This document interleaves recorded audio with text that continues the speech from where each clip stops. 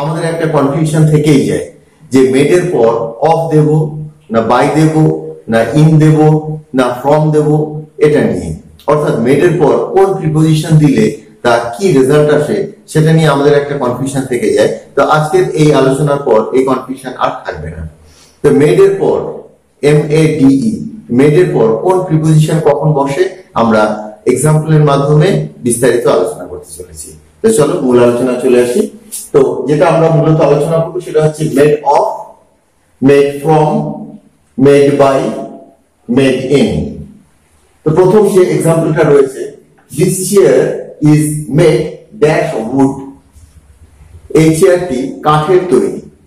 যখন made made মানে সমস্ত ক্ষেত্রেই কিন্তু তৈরি, সমস্ত ক্ষেত্রেই তৈরি। যখন কোনো জিনিস দিয়ে তৈরি সেই জিনিসটার অস্তিত্ব বিরাজমান, কাঠ দিয়ে তৈরি, অর্থাৎ চেয়ারটা যে কাঠের তৈরি সে কাঠ তুমি দেখতে পাচ্ছ, প্রয়োজনে সেখান থেকে তুমি কাঠ তুলে নিয়ে সেটাকে কাঠ হিসাবে অন্য কাজে ব্যবহার করতে পারবে।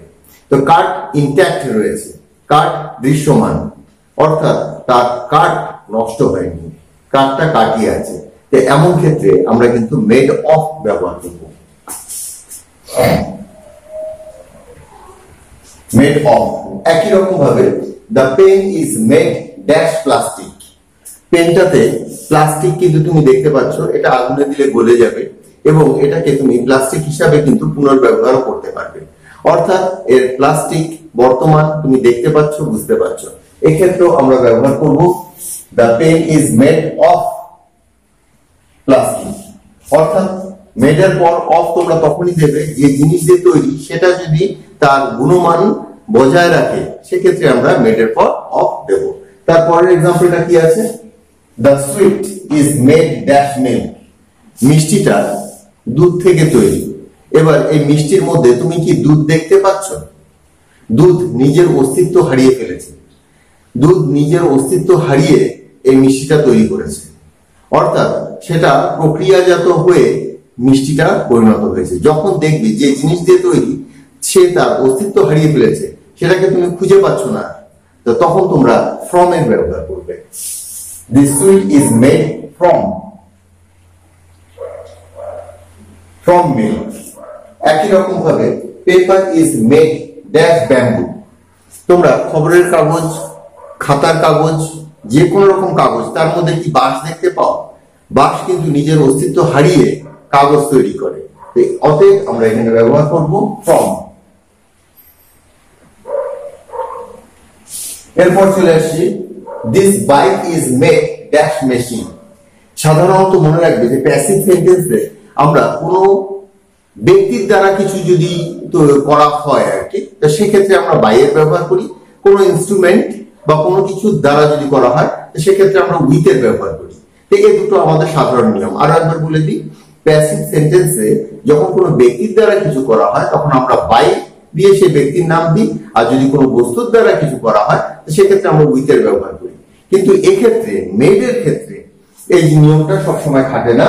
তো মেড এর ক্ষেত্রে যখন দেখবে কোনো মেশিন দিয়ে করা রয়েছে তো সেক্ষেত্রে কিন্তু আমরা উইথ এর ব্যবহার না করে বাই এর ব্যবহার করব, মেড বাই।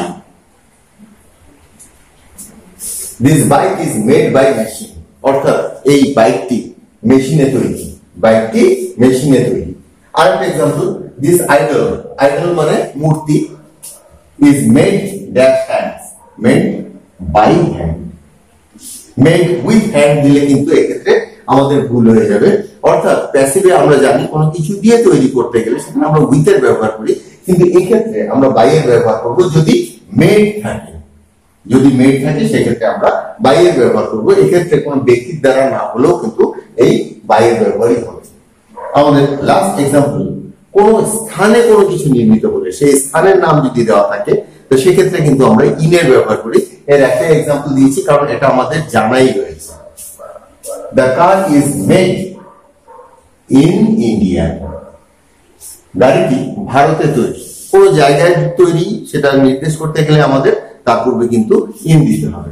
তো প্রথম যে দুটো ব্যবহার, এক্ষেত্রে যে জিনিস দিয়ে তৈরি প্রত্যেকটাই তৈরি নির্দেশ করছে। যে জিনিস দিয়ে তৈরি সেটা তুমি পরিষ্কার দেখতে পাচ্ছ, বুঝতে পারছো, অতএব সেক্ষেত্রে তোমরা অফ ব্যবহার করবে। যে জিনিস দিয়ে তৈরি সেই জিনিসটা যদি তুমি দেখতে পাবে না, বুঝতে পাবে না, যদি বোঝাই না যায়, সে তার অস্তিত্ব হারিয়ে ফেলে, তখন তোমরা ফ্রমের ব্যবহার করবে। কোন জিনিস তৈরি, সেটা কোনো মেশিন দিয়ে তৈরি বা হাতে তৈরি করা, সেক্ষেত্রে আমরা বাইয়ের ব্যবহার করব। কোন স্থানে তৈরি সেটা নির্দেশ করতে গেলে আমরা কিন্তু ইনের ব্যবহার করব। তো আজকের আলোচনায় আমরা দেখলাম made of, made from, made by এবং মেড ইন। এই যে নিয়মগুলো রয়েছে এটা অবশ্যই মনে রাখবেন। আজকের আলোচনা এখানে শেষ করছি।